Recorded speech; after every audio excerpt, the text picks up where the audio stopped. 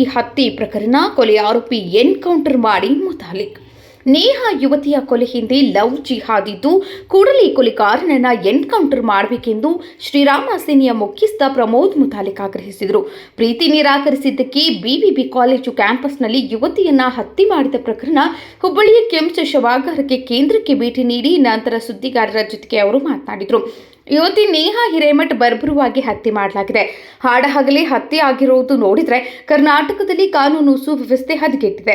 ಕಾಂಗ್ರೆಸ್ ಸರ್ಕಾರದಲ್ಲಿ ಇಂತಹ ಘಟನೆಗಳು ನಡೆಯುತ್ತಿವೆ. ಮೊನ್ನೆ ತಾನೇ 5 ಜನ ಯುವಕರು ಬೈಕ್ ಮೇಲೆ ಹೋಗುವಾಗ ಅವಾಚ್ಯ ಶಬ್ದಗಳಿಂದ ನಿಂದನೆ ಮಾಡೋ ಹೇಯ ಕೃತ್ಯ ನಡೆದಿತ್ತು. ಸಮಾಜ ಘಾತಕರಿಗೆ ಭಯ ಇಲ್ಲದಂತಾಗಿದೆ ಎಂದು ಕಳವಳ ವ್ಯಕ್ತಪಡಿಸಿದರು. ಯುವತಿಯನ್ನ ಬರ್ಬರವಾಗಿ ಹತ್ಯೆ ಮಾಡಲಾಗಿದೆ. ಸರ್ಕಾರ ಈಗಲಾದರೂ ಗಂಭೀರವಾಗಿ ಪರಿಗಣಿಸಲಿ. ಆರೋಪಿ ಪರ ಯಾರೂ ವಕಾಲತ್ತು ವಹಿಸಬಾರದು. ಇದೊಂದು ಲವ್ ಜಿಹಾದ್ ಎಂದರು. ಅಮಾಯಕ ಹೆಣ್ಣು ಮಕ್ಕಳ ಕೊಲೆಯಾಗಿದೆ. ಈ ಬಗ್ಗೆ ಗೃಹ ಸಚಿವ ಪರಮೇಶ್ವರ್ ಅವರು ಏನು ಉತ್ತರ ಕೊಡ್ತಾರೆ ಎಂದು ಪ್ರಶ್ನಿಸಿದರು.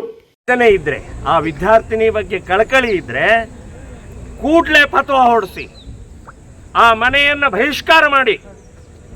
ಇನ್ನು ಯಾವುದೇ ಲಾಯರ್ ಆ ವ್ಯಕ್ತಿಯ ಪಾಷಾಣ ಪರವಾಗಿ ಅವನ ಪರವಾಗಿ ಯಾರೂ ನಿಲ್ಲಬಾರದು ಅಂತನ್ನುವಂತ ಹೇಳ್ತೇನೆ.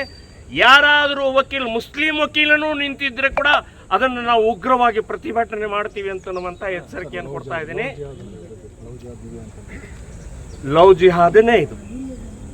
ಲವ್ ಜಿಹಾದ್ ಅಂತ, ಜಿಹಾದ್ ಅಂದರೆ ಯುದ್ಧನೇ ಮಾಡಿದಾನೆ ಅವನು. ಧರ್ಮಕ್ಕಾಗಿ ಯುದ್ಧ ಮಾಡಿದ್ದಾನೆ.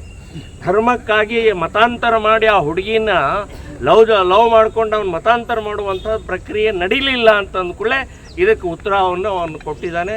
ಲವ್ ಜಿಹಾದ್ ಪ್ರಕರಣನೇ ಇದು. ಇದರಲ್ಲಿ ಎರಡನೇ ಮಾತಿಲ್ಲ. ಎಲ್ಲಿವರೆಗೆ ಕಾಂಗ್ರೆಸ್ ಇರುತ್ತೆ ಅಲ್ಲಿವರೆಗೆ ಈ ಕ್ರೌರ್ಯ ಇರುತ್ತೆ ಮುಸ್ಲಿಮರದ್ದು. ಇದು ಸ್ಪಷ್ಟವಾಗಿ ತಿಳ್ಕೊಳ್ಬೇಕು.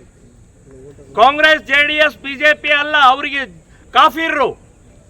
ಯಾರ್ಯಾರು ನಾನ್ ಮುಸ್ಲಿಮ್ಸ್ ಇದ್ದಾರೆ ಅವರೆಲ್ಲರೂ ಕಾಫಿರ್ರು. ಅಲ್ಲಿ ಪಕ್ಷ ಜಾತಿ ಯಾವುದು ಬರುವುದಿಲ್ಲ ಅಂತ ಅನ್ನೋದು ಈ ನೇಹಾದ ಕೊಲೆ ಹಿನ್ನೆಲೆಯಲ್ಲಿ ಅರ್ಥ ಮಾಡ್ಕೊಳ್ಬೇಕು. ಅಖಂಡ ಶ್ರೀನಿವಾಸ ಮೂರ್ತಿ ಬೆಂಗಳೂರಿನಲ್ಲಿ ಮನೆಯನ್ನ ಒಬ್ಬ MLA, ಕಾಂಗ್ರೆಸ್ MLA, ದಲಿತ MLA ಮನೆಗೆ ಬೆಂಕಿ ಹಚ್ಚಿದರು. ಆಮೇಲೆ ತನ್ವೀರ್ ಸೇಠ್ ಒಂದು ಮದುವೆ ಸಮಯದಲ್ಲಿ ಚಾಕು ಹಾಕಿದರು.